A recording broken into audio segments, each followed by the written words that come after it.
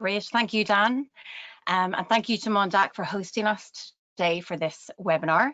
And thank you to everybody who has taken the time out of your busy day to join us. We really appreciate it. So as you know, we're here to talk about remote working, which is a big topic, a very topical topic. We're all here working from our home offices. So really, this mass movement towards remote working, I guess, started back in March with the pandemic. And I can remember distinctly the day we were told to make our way home and packing our boxes, unsure of what to bring, how long it would last. I don't think, many of us thought that 8 months later we would still be here, still working from home. And it's definitely something that will continue into the future, whether that be because of the pandemic or just because of the way things have changed. Certainly, any surveys that are being carried out show that both employers and employees are keen to continue remote working into the future, leaving aside public health guidance that may mandate it. Employees like it for any number of reasons. I like it because I have never had so much time to spend with my children, which I really, really enjoy, and see that as a real gift. To be able to have dinner with them in the evening, for example, would be one of my highlights. Other employees like to spend more time with their pets, is what some people have said. And then, of course, you have the work side of things too, that we're productive, we're getting things done. And this has really shown us that it can work. From an employer's perspective, again, it can be a fantastic tool when it comes to things like recruitment and retention, if you can show that you really welcome the concept of remote working. So in relation to guidance for employers then, I guess in or around May, the Health and Safety Authority in Ireland published some temporary guidance, again, when we were all thinking this was kind of a temporary measure to deal with the pandemic. Luckily, now that it's becoming more of a permanent feature, the Health and Safety Authority have updated their guidance and published a very helpful document a couple of weeks ago.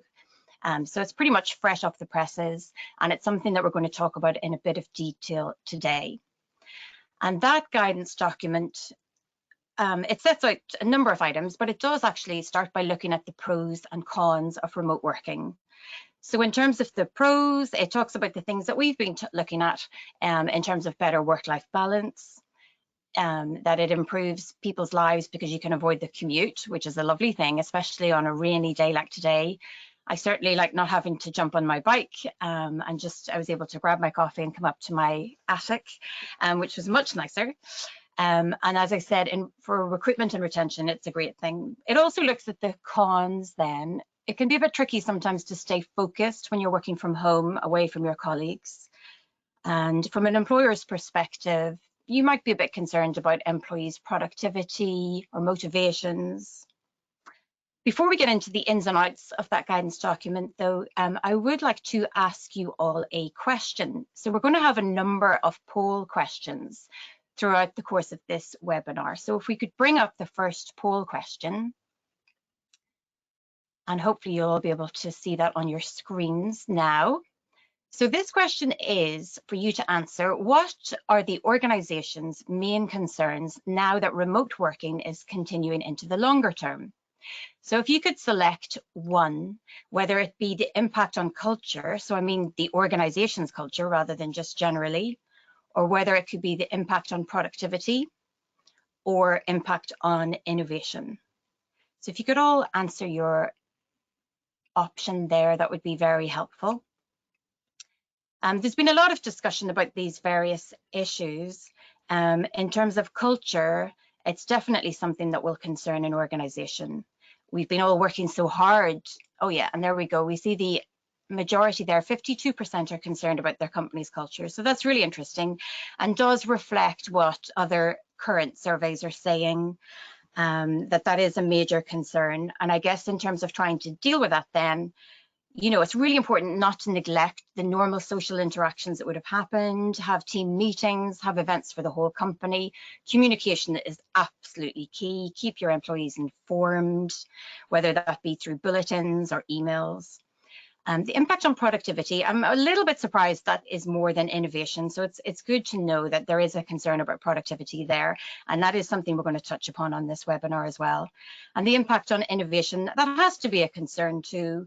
And in terms of keeping our teams innovated, it's really important to make sure that they're encouraged to step out of their comfort zone and that they have the correct tools and that we collaborate as much as we can and prevent employees feeling isolated. So that's great. Thank you for that. So in terms then of other governmental developments in this space, last December, so 2019, before COVID-19 became a part of our lives, the government department published a report on flexible and remote working, which really came off the back of the EU directive on work-life balance. And that report recognised a need for guidance in this whole area of remote working. And then, of course, lo and behold, March 2020, COVID-19, and we had this unprecedented incidence of mass remote working. So in July 2020, then, the government picked it back up and invited submissions by way of a public consultation on this topic.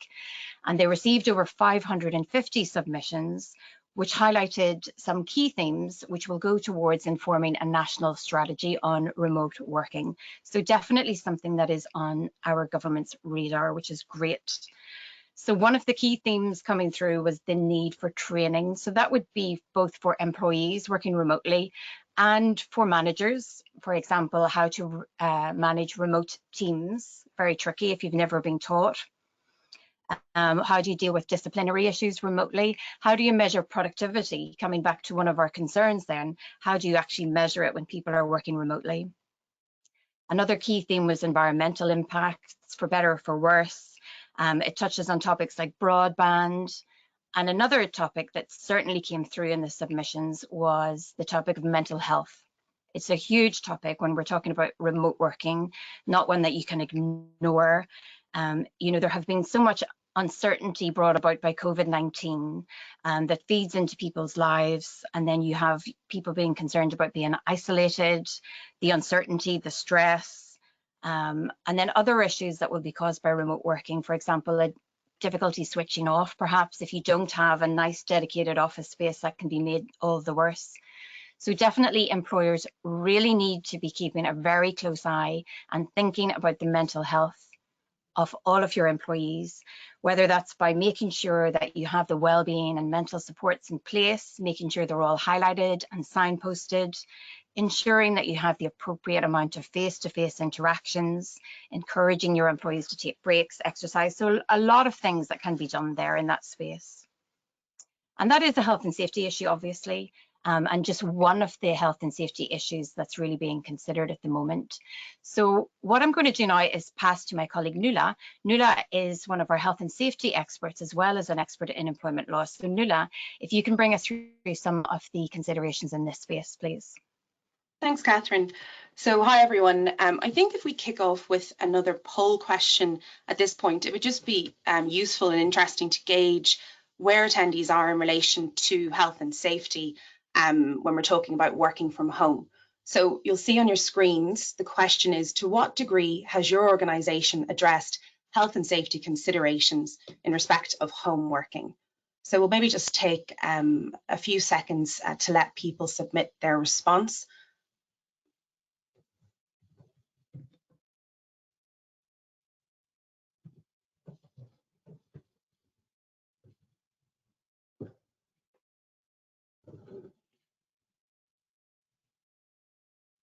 Okay, so actually kind of a mixed bag, but I suppose we'll see that the highest percentage is somewhere in the middle, a work in progress, which is probably a good way to describe many of the topics we're going to cover today, because we're moving in new times and we're in new waters. So I suppose, as Catherine said, the regulator in Ireland for workplace health and safety, the Health and Safety Authority, issued some limited guidance early in the pandemic, trying to give people a steer and employers a steer on working from home. And it was new at that point.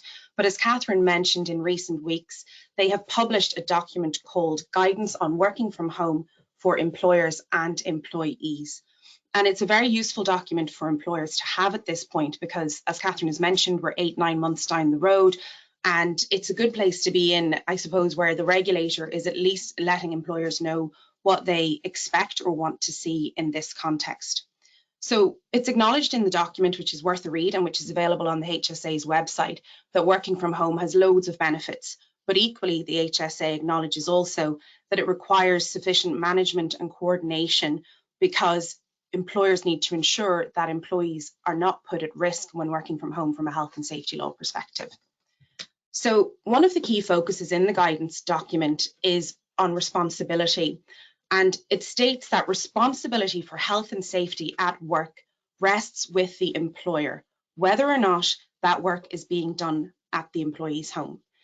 And I suppose maybe for some attendees that might seem logical, and for others it might come as a bit of a surprise, but that's not a new concept or a new position in terms of health and safety law.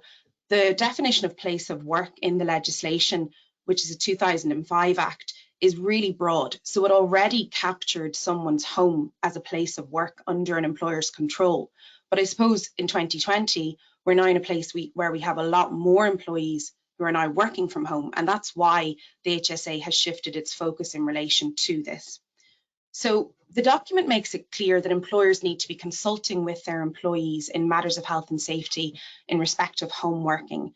And they need to be assessing the workplace, i.e. the person's home or the workstation they have set up at home, in terms of the adequacy of that workstation. They also need to be offering suitable and appropriate equipment to their employees, offering sufficient training, etc., etc. And it goes through those various measures and considerations in the document.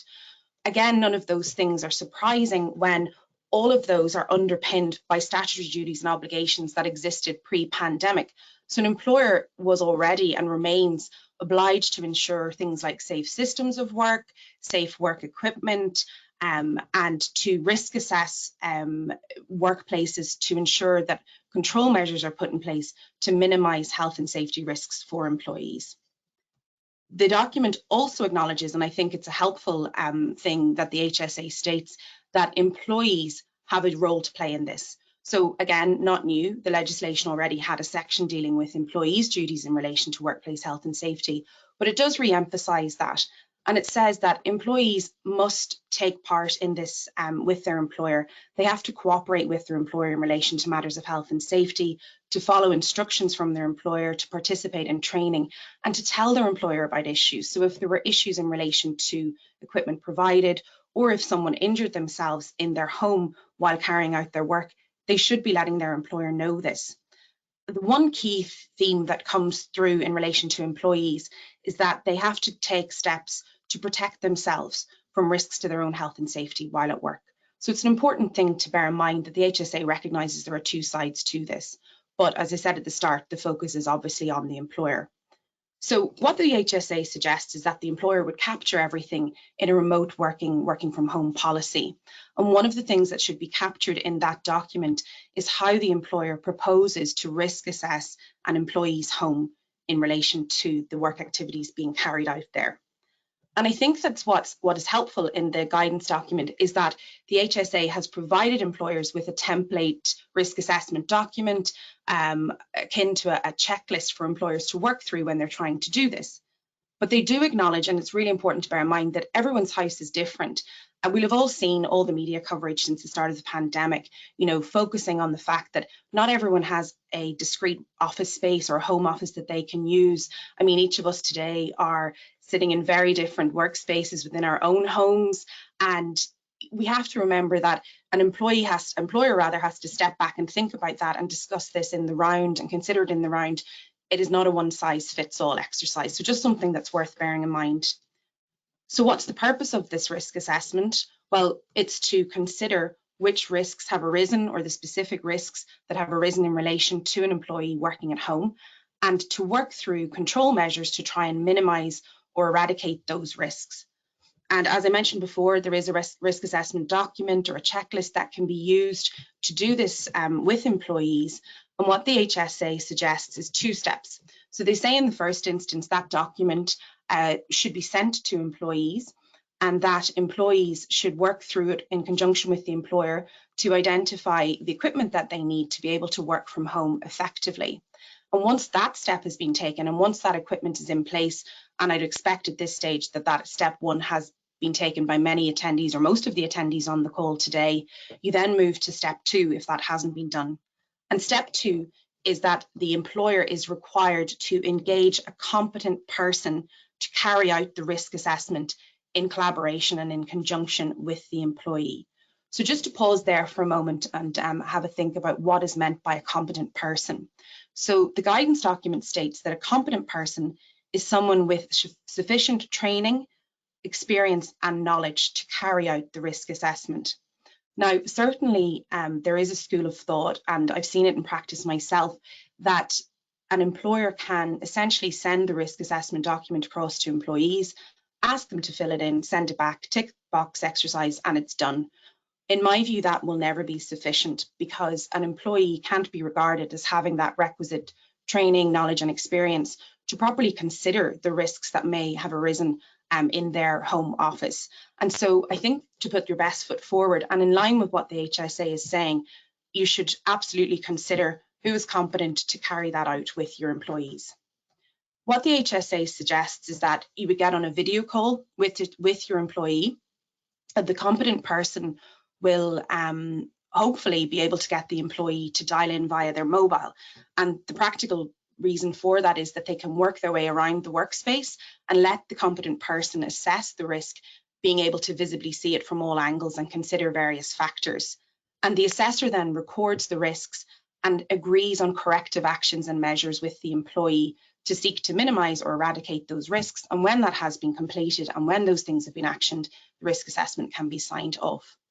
So by way of example, and I won't go through all of it, but at a high level, and you'll see in the document, the HSA has suggested various categories of matters that should be considered when you're doing your risk assessment, but it does state that it's non-exhaustive. And I think that's another thing that's important to bear in mind, going back to what I said earlier about an individual workspace. We're not all doing the same things at home. We're not all carrying out the same work activities. So again, an employer needs to step back and think about it in real terms and think about where the hazards or risks might arise for the individual in question, depending on what they're doing day to day. So the HSA has suggested that areas to be looked at are things like sufficiency of lighting and the sufficiency of the temperature in the home working space. Ergonomics is obviously a very key matter and issue. You know, your display screen equipment should be assessed, your desk, your chair, and so on from an ergonomic perspective. Another quite logical thing is housekeeping. So is someone keeping their workstation well managed to ensure they don't have piles of documents on the floor which they're going to trip over and break their arm? So that's another thing to look at. Another one, and again, it's bringing back the idea of collaboration and employees having a role to play. Electrical considerations are flagged by the HSA as being key. So again, an employee is the person who set up their workstation. So are there cables dragging across the floor? Are there wires hanging out of the screen that's been provided and they didn't tell you about it? Things like that, logical, practical things that have to be considered. Another final category that the HSA flags by way of example is that of fire safety in the home in relation to working from home. So I suppose to conclude, the guidance is certainly welcomed. It's very good for an employer to be able to go onto the HSA's website and look at what is expected or anticipated by the regulator. And I completely appreciate that for many of you, risk assessments in the workplace typically relate to things like canteens, photocopying areas, coffee making areas, or maybe an office gym if you're lucky enough to have one. So it's really just stepping back again and looking at this from a different angle because we're in a very different place in 2020. So from a health and safety perspective, that's a high level summary of risk assessments as they relate to home working. But passing back to Catherine, it's not the only consideration for employers at the moment in relation to working from home. That's great, Nuala, thank you very much. And I kind of am imagining everyone looking around their workspaces now to see if you get a good mark from that assessor. I'm a bit worried about the piles and piles of laundry and clothes that don't fit my kids anymore that are scattered around my workplace. I don't know if that would be considered a health and safety risk, but you never know. Bad, okay.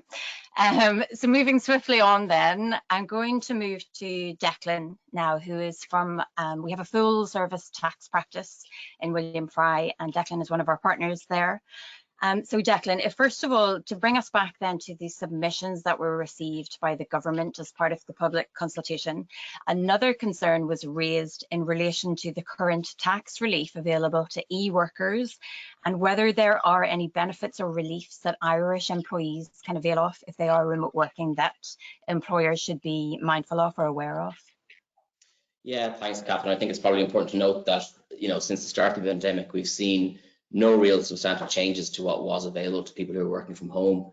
I think even before the pandemic started, we would probably argue that, the provisions weren't fit for purpose. And I guess that's even more so the case now, given the significant rise in numbers of people that, have managed to turn their home into an office over the last few months. So in addition, I suppose we had the recent budget 2021, and again, disappointingly so, there was nothing really new announced for home workers or people working from home.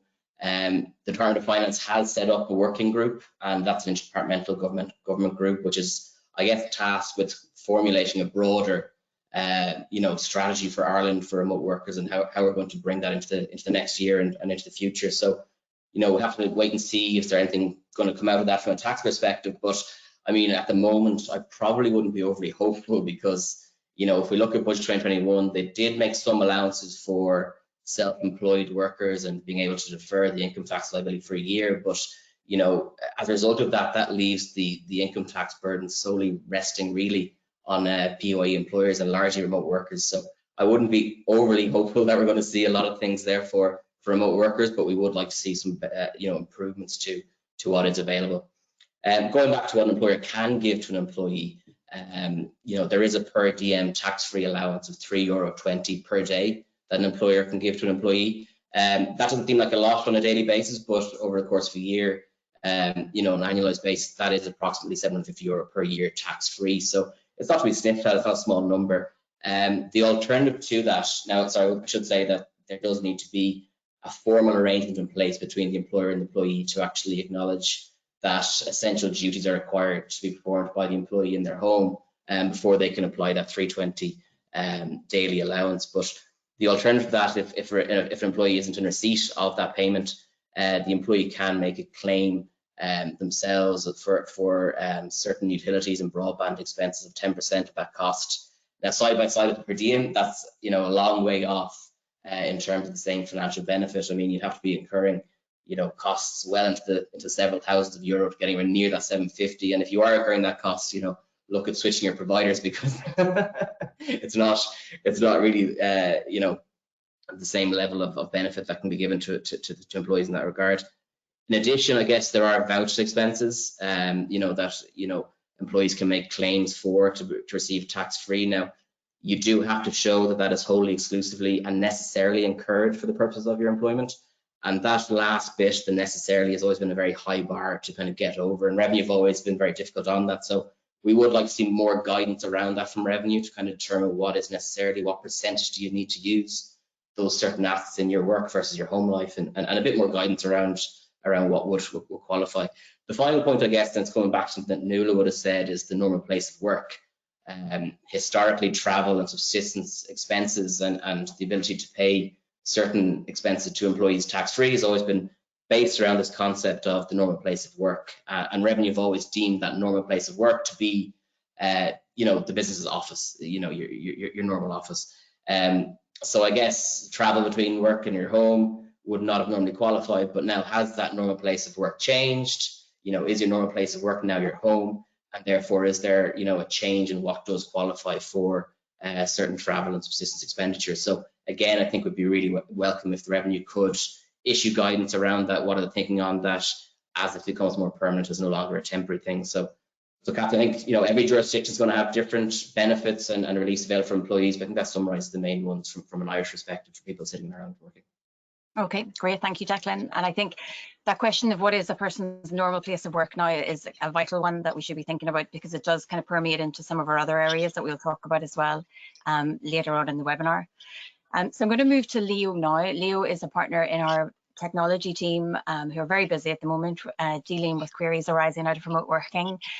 So Leo, to go back to the public consultation, then another submission raised concerns about data protection.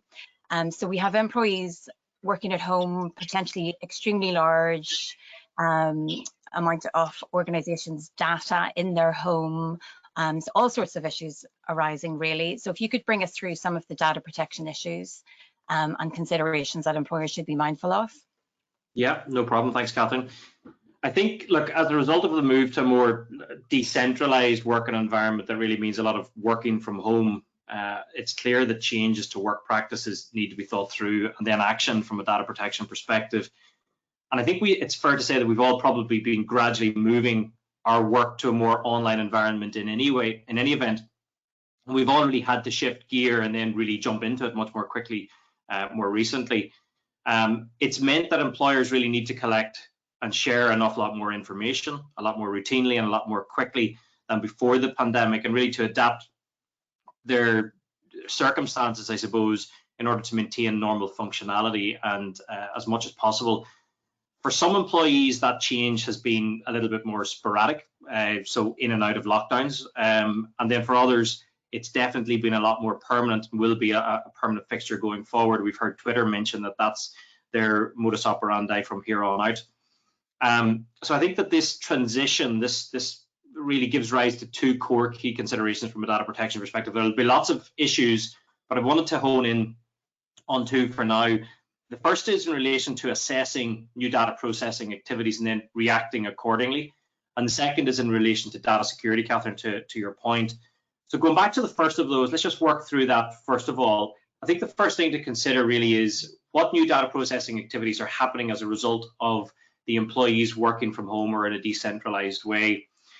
Deloitte recently conducted a very interesting survey of 400 women globally who are in the workforce.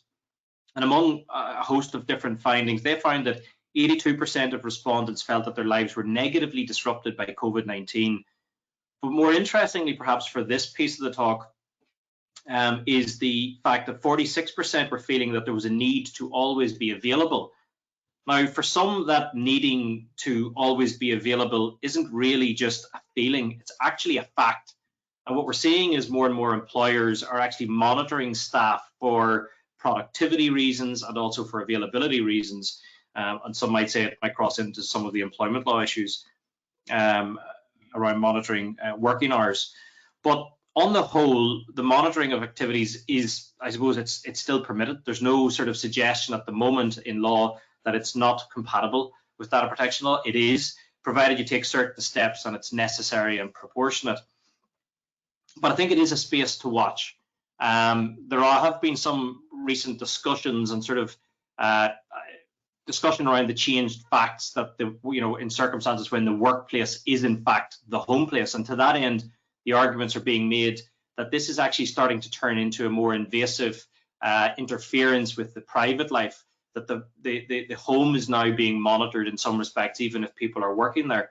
And this is sort of the difficulty with the fusion between the workplace being the home place. But that's just one example of a new data processing activity that is perhaps built on something that's already in existence. But once you've assessed all of the new data processing activities that arise from working from home, secondly, you need to establish what the legal basis is to do that. And most people will automatically jump to consent. I'm going to get the consent of the employees to do that. But the EDPB, which is sort of the collection of data protection commissioners who opine on a lot of data protection issues, they recently reiterated that consent can really only be used in limited situations due to the imbalance of power between an employer and an employee. So we need to look at some of the other legal bases, and the ones that jump out at me at the moment would be things like it's necessary for compliance with a legal obligation, or it's necessary and it's imposed by law in connection with employment. To establish which appropriate legal bases, you need to look at Article 6 for ordinary personal data, Article 9 for sensitive personal data, both of those in the GDPR. And because it's a multinational audience today, you may need to look at the local implementing legislation of the GDPR into your local law for other areas of legal basis on which to rely for those new data processing activities. So once you've identified the processing activities, once you've identified the legal basis, it's now really important to communicate that. Transparency is obviously a core principle of the GDPR. And most employers at this stage will have data protection notices. They will issued those as a matter of course in a GDPR world. But because of this, go back to what I was saying earlier, sporadic versus permanent working from home, you may find that some of the situations for issuing that transparency notice are going to result in just-in-time data protection notices, where you provide a notice that covers the new processing activities on their own, perhaps because they're of a temporary nature. But for those who are more permanently working from home or decentralized, it may be necessary to update and reissue the data protection notices to all staff members. So some of the information that you would need to be thinking about there is, what are the new activities, so the purposes, the legal basis, the data subjects affected, and the personal data in question. And then also perhaps there may be changes to your retention policies that need to be communicated. So that's the first thing, Catherine, that I think is perhaps worth discussing from a data protection perspective. I did mention a second one, which is the data security.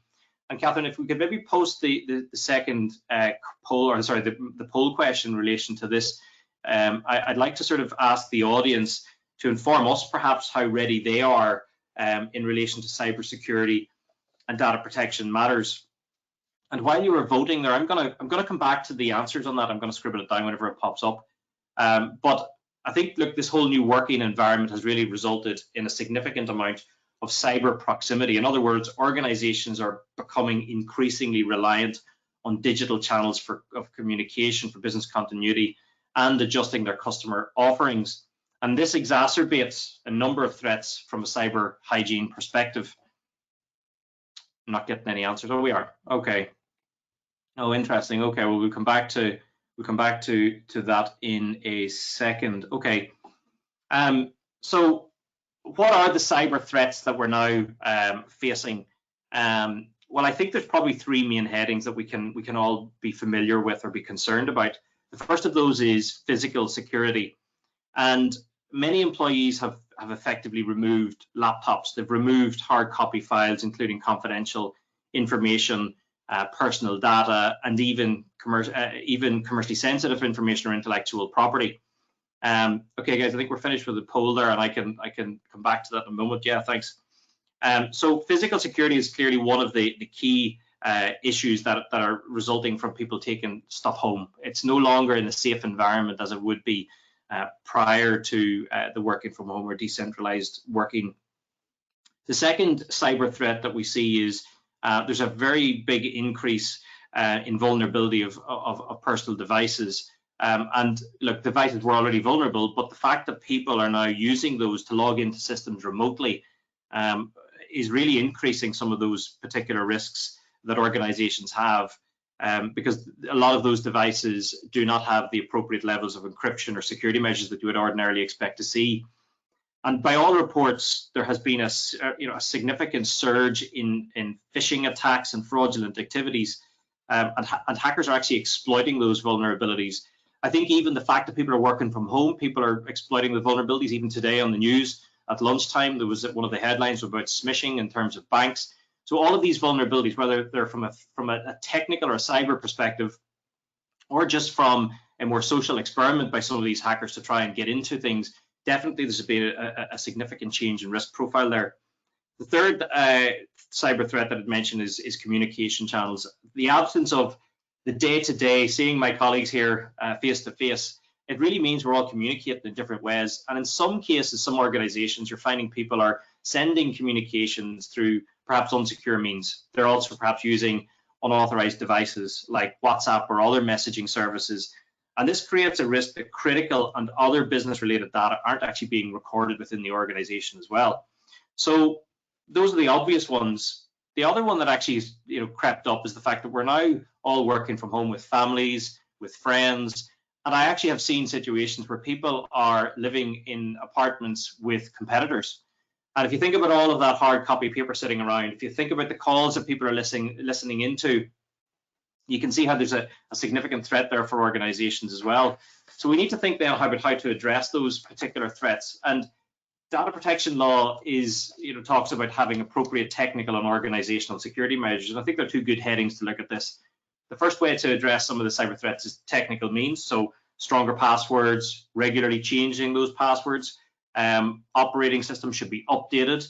Anti-malware and virus software should be installed. Two-factor authentication and filtering technologies for all of those nonsense emails that we get. I mean, there's very obvious, clear technical solutions that your IT teams can implement. But from an organizational perspective, I think this dovetails to some of the things that Nuala was saying in relation to having policies and procedures from an organizational perspective. Asking people to switch off or lock or store away their devices, simple, but it's a very effective thing. Making people aware of the increase in cyber attacks, flagging, training people up in terms of how to flag and identify suspicious emails, updating those policies and procedures and reissuing them. There's no point updating them and not reissuing them through to the staff in the organization. So those are very clear and obvious steps. So coming back then to the question, I just wrote down 66%. 66% of the audience here today have said that they're not yet fully best in practice in relation to cybersecurity and data protection matters insofar as these issues apply from a working from home perspective. Look, there's many organizations, as I said, have started and are ahead of the curve and are easily getting into this new change. But there are still lots and lots of organizations out there who are really finding it difficult to apply those same data security standards as would be expected. Now, the expectation is not just for your own organization's perspective. A lot of the implementation and maintenance of those security policies, those data protection programs, are required by regulators. So you're not just thinking about yourselves, you're actually thinking about the impact that regulators might have. But those two things combined probably is the biggest hit if you don't get these things right, and that is reputational damage. The fact is that loss of data, the cyber risks that materialize can actually more greatly harm you than anything else in this context, I would argue. So Catherine, back to you. Great, thank you, Leo. Lots of good practical tips there, at least with the weather getting, as it is, terrible today. There was a bit of a phenomenon during the summer. We heard from some of our clients who had employees being overheard out in their back gardens on the phone talking about very confidential matters. So perhaps one good thing about this rain is that there's less likelihood of that happening, at least. Okay, so the next kind of big topic that we want to look at, we've been talking about remote working, but on the basis that it's employees working in the country in which they are employed, so in Ireland in this instance. But of course, many employers have seen lots of employees go home to their home countries, which might be outside the jurisdiction, to see out the pandemic. And we've all read the media reports of tech companies who are now actually requiring those employees to return to the country in which they are employed. And what they are being reported to have said is that this is for a number of reasons, but one of the reasons is tax related. So Declan, can you bring us through what are those tax reasons for possibly calling these employees back to their country in which they are employed? Sure, thanks, Catherine. So look, yeah, there's two ways to look at this, and one is from the employee's perspective, and one is from the company's perspective, and they both give rise to significant risks and potential tax risks for both parties. But if we take the company's perspective in the first instance, I think it's really important to remember we know why we are where we are now with COVID. We know why we're all remote working, but it's really important for companies to go back and examine the reasons and the rationale for having employees where they were. There were strategic reasons, there was tax reasons, there was employment reasons, there was staffing reasons, there was loads of reasons why your employees are sitting where they were. So it's really important that companies go back to that reason and examine what are the risks arising from that. If we take a lot of multinational companies, who have set up, EMEA HQs or large bases here, and effectively having thousands of employees based in Ireland, now all of a sudden you have this, unintended, fragmented, decentralized approach across numerous jurisdictions, and that becomes a very big risk from both your tax and transfer pricing structures. So it's really important that companies take a step back and realize, why were the employees where they were, and what are the risks, arising from that. And I guess having those thousands of employees spread across numerous jurisdictions gives rise to two primary issues from a corporate tax perspective and international tax perspective.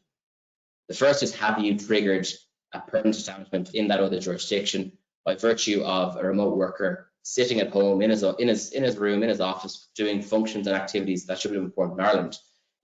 Does that foreign jurisdiction now have the right to come along and say, actually, we're owed a portion of that tax that relates to the profits, related to those activities that employee is carrying on? So, and obviously, the numbers grow as the employees in that jurisdiction grow, and the numerous jurisdictions. So you could have a lot of tax authorities in different jurisdictions putting their hand up, saying they have taxing rights over those profits. That becomes a very real issue for companies.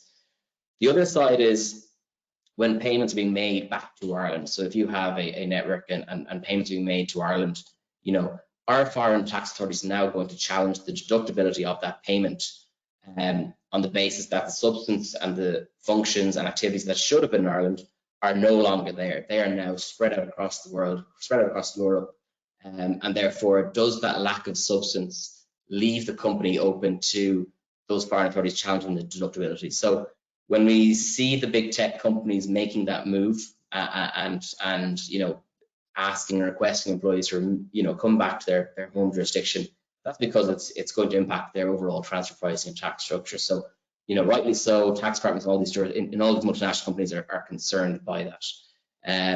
The revenue guidance has been issued around this, and some of it has been to kind of say, look, as a revenue authority, we're going to take a bit of a hands-off approach. We understand this is unprecedented. We understand that some of this is unintended, but we always have to remember that that guidance was issued with the view to it being a temporary arrangement. So, you know, we need to review that guidance in that context, and now facing into a new calendar year where employees are still spread across the world. They had a chance to get home after the last series of lockdowns. Now they haven't gotten back. So how much reliance can you place on that guidance? You also have, I suppose, two sets of jurisdictions for each employee, you know, and that multiplies based on where they're all sitting. But you have two sets of guidance that you need to look at. And in the context of international tax law and international tax treaties, what basis in law does that guidance have? What differences are there between the two guidances that have been issued by two different authorities? So there's a myriad of issues, you know, and you know, tax departments are trying to get a handle on this. You know, if they're even aware of certain where employees have gone to, because, you know, if you look at these companies that have so many employees, you know, they're all reported to different managers. Different managers might have given their approval for that employee to go over to that other jurisdiction and work for a while. The tax department mightn't even know it. So that's what's driving a lot of that from a tax perspective, from the company's perspective. Obviously, for the employee, then, you know, this obviously gives rise to the question of where their income is primarily taxable now. So for most countries where you spend the majority of the year, you'll be considered to be tax resident in that country. But from a company perspective, that payroll obligation might kick in a little bit earlier. So the threshold, days threshold for how long that employee is sitting in that jurisdiction might trigger an obligation much earlier than over half the year. But ultimately, it raises a lot of questions for both the company and the employee. So, you know, has that created a foreign payroll obligation? You know, is there double taxation that now needs to be managed for your employee? And, you know, do you need to carry out tax equalization to make sure that your employee is left with the same amount of tax, or sorry, the same amount of pay after tax that they take home? So it's a logistical nightmare, it's a problem, and these are the type of issues that multinational companies are trying to get a grip of. We do have another tax poll, Catherine, if you wouldn't mind to bring up, and really what we're trying to do is get a sense of, you know, based on the experience of our attendees today, how are they facing these tax risks, and have they addressed them at any point? What I would say with tax, that we often are assisting clients reacting to issues, but, you know, it is possible to mitigate some of these risks and proactively, you know, face them head on and fix them at the outset. So, you know, we would recommend that this is looked at, and that all departments of an organization are working together to identify these risks, understand the risks, and address them. So hopefully that question up on screen, and we'll just wait a minute for the answers to come through. So there you go, very mixed, and I think the last one, worryingly, is probably that no specific steps have been taken. So again, you know, given that we're now facing into a new calendar year, you know, I think it's really important that does get looked at, and people are aware of these risks and look to address them as soon as possible. So Catherine, back to you. Thanks, Declan. So yeah, so there are clear tax reasons then that need to be considered. There are also employment issues that need to be considered if you do have workers in countries outside of the country in which they are employed. The big one being that there is a risk of the mandatory employment laws of the country in which they are situated becoming available to those employees, particularly if they are more advantageous than the Irish employment laws. Then they may try to seek to enforce them. So they could have relocated back home to France, say, example, that may have better sick pay entitlements, or a different country that might have better maternity pay entitlements. or annual leave. And so if there is a concern there that it looks like this is becoming more of a permanent issue, what we would say is you should definitely seek local employment advice, and we can assist you in setting that up as well if you need to, just to make sure that you don't fall foul of that. All the more so if you're looking to terminate an employment relationship and the employee is situated in a country outside of Ireland or outside of the country in which they are employed. We would definitely recommend that you do take local employment advice there. Also, what we have seen in practice is where an employer may have employees working in different time zones. That can create a problem in terms of communicating with your employees, or their availability, back to something that Leo mentioned, and this feeling on the part of employees that they must always be available. That definitely is something that an employee can feel if they are in a different time zone to their employer and have to get up out of bed in the middle of the night to take a call and things like that. So there are practical challenges there in terms of recording those hours and making sure employees are taking breaks. And this is a very topical issue that has been the subject of a lot of discussion.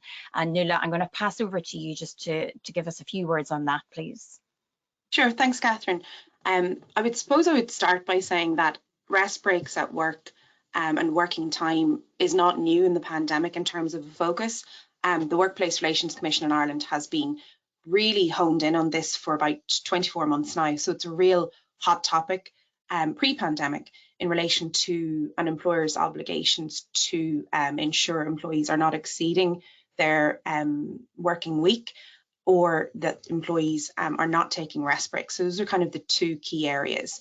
As Leo has said, there's a real blurring of lines at the moment when we're working from home. I think all attendees would acknowledge that if the laptop is in the spare bedroom, I'm guilty of it myself, I log out at a particular time, but it's there and it's handy, and you might do another few hours in the evening. So we need to look at it again, as I mentioned earlier, from a health and safety perspective, in the new scenario in which we find ourselves. So stepping back and reflecting as to where we are. So emphasising to employees the importance of taking rest breaks and taking their breaks is a key consideration for employers at the moment. Employers are obliged under statute to keep a record of employees' working time. So again, this is nothing new. The working time legislation in Ireland was a 1997 Act, and the regulations followed a year later. So we're 20 years on. So the obligation has always been there. An employer is obliged to keep a record of an employee's daily and weekly working hours, and to also keep a record of an employee's rest breaks. And those records have to be kept for a period of 3 years. So the Act is very, very clear in relation to that, with very narrow and limited exception in relation to rest breaks. I suppose the key thing I would say is that even where an employer might seek to analyse the legislation and find a reason why they don't have to record rest breaks, you won't be in a very good place if you have to defend a claim where an employee tells you that they were exceeding their weekly maximum statutory working week, or that they weren't taking any rest breaks at all. So I suppose in terms of working from home, bear in mind that in the office, it's very easy to see, generally speaking, where someone is going for lunch, is making a coffee, is, down in the canteen and so on. You can gauge that people are taking appropriate rest breaks, whereas at home, you've no idea whether that is taking place. So it's just to make sure that whether or not you have an existing mechanism for recording working time, it's fit for purpose in the context of working from home. And just to touch briefly on the issue of employees in other jurisdictions, I would imagine that in some scenarios, employees have been given a bit of flexibility around maybe working hours or start times. Maybe they're dialing in at different times to calls, or maybe they're being allowed to work slightly different hours to the hours they would be working if they were in Ireland in the normal way. So it's to adapt and to make sure that the bases are being covered, even if those employees are not in the jurisdiction, and to think of a workaround. So we've seen clients who use paper-based systems. Maybe those things can be scanned in and sent to HR, emails to record working weeks and rest breaks taken. Some employers use an app, and there's some online clocking in and out facilities. So it's just to step back and think about whether the obligations to do that are being met in the current scenario in which we find ourselves. So I'll just pass back to Catherine. Great, thank you, Nuala. And yeah, I mean, I know that it doesn't feel right to a lot of our clients to have to do this, to have to record the hours and the breaks, because trust is so important in this relationship, particularly now where we have sent our employees home and everybody is working so hard in such trying circumstances. You know, there is a resistance to any sort of step that might look like we are eroding that sense of trust. So we do appreciate as lawyers that this legal obligation just doesn't feel right in the current climate. And one would hope that the government will stay true to their word and look at this particular legal obligation and bring it into line really with modern work practices. So Leo, to come to you now in relation to employees working outside of the jurisdiction, there's going to be lots of data transferring from one country to another. I imagine this is a massive topic of concern for you, but what would be the main data protection issues arising there that we should be mindful of? Yeah, like you're right. We could probably talk a whole session on its own on this particular point, but I'll keep it short and to the point around a couple of you know, key issues I think that are relevant. So maybe we'll have time for some questions afterwards. But I mean, I think the first thing to consider here is where the employee is located, because when you talk about different jurisdictions, the jurisdiction actually is a key fundamental issue here. If they're working from home or in a decentralized way within the European Economic Area, the EU, Norway, Iceland, and Liechtenstein, then I don't really have an issue from a data transfer perspective, and that should be okay for companies to continue to allow staff to access and to use information from that perspective. However, if the employee has left the European Economic Area and countries like the USA, India, Australia come to mind, then the risk profile has actually been quite significantly increased for that particular organization, because there could be advertent or inadvertent data transfers that could put a company in breach of data protection law if they haven't actually taken the appropriate steps. Now, I think it's important to take a step back here. Some people don't really understand the concept of transfers, and we've come across this several different times. A transfer is actually a very broad interpretation. It's when data in any way leaves the European Economic Area. So that could be sending it by post, very obvious one. It could be making it accessible. I think this is the one that people get caught out on, via a Citrix server. So if I'm sitting in India and I'm remotely accessing information that's hosted on a server in Dublin, that's actually an international data transfer. As would be a transferring data from one server to another outside of the European Economic Area. And then another one that trips people up sometimes is when they're transferring information to employees or corporate group entities around the world.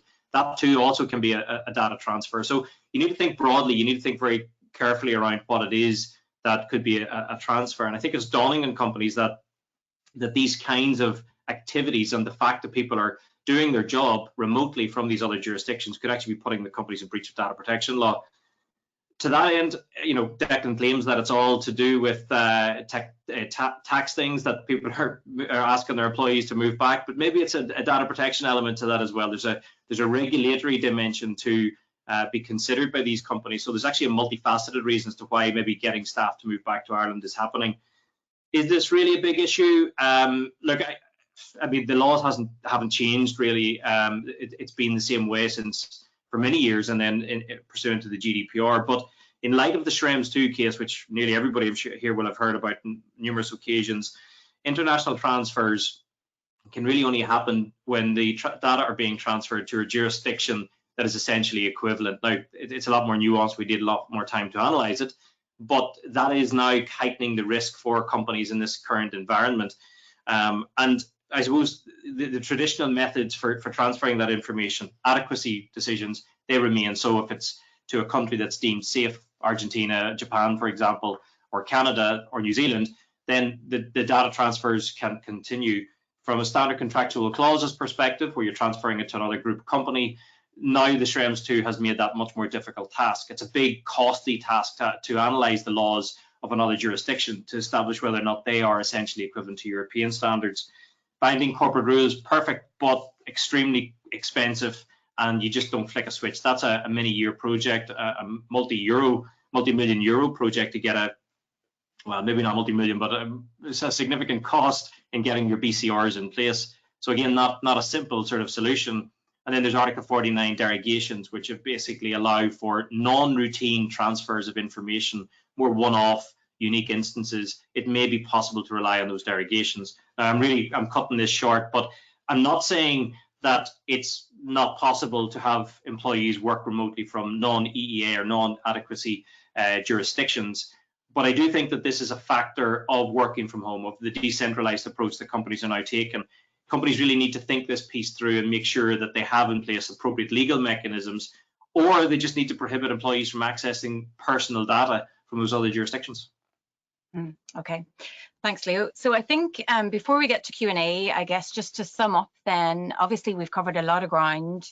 There are a lot of issues, but what we hope that you have taken from this is that it's not just a tax issue, it's not just a tech issue, not just employment, not just health and safety, it's all of these things.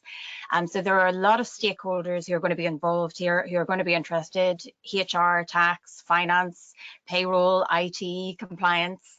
Everyone should be buying into this because there are so many positives to be gained from remote working that if we look around corners and think about these things in advance, you know, we can really make it work. And Declan, Nuala, Leo and I, we love working with each other and collaborating, so we're not feeling isolated at home. So, you know, if you do have any queries in this regard, we are more than happy to assist. So just in relation to some Q&As, Declan, I have a question for you, and if we can be quite brief in our responses. Declan, can the employee claim the 320 directly from revenue, or does it have to be paid via the employer?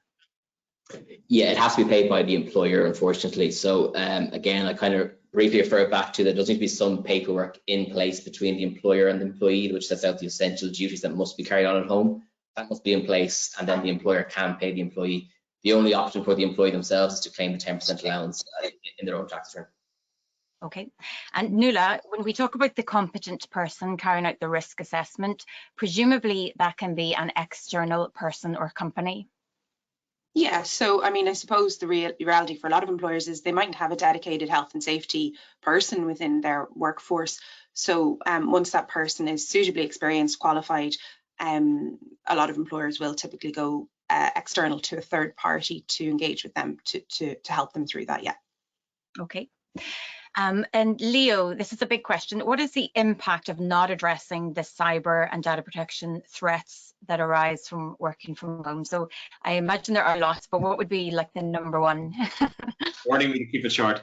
Look, I mean, there's regulator fines. Everyone's heard about the GDPR fines, so I'm not going to go into that. You could have data subject litigation. We're seeing a massive increase in that, where people are saying that they're called the stress or non-material damage is causing them loss, and therefore they're suing on that basis.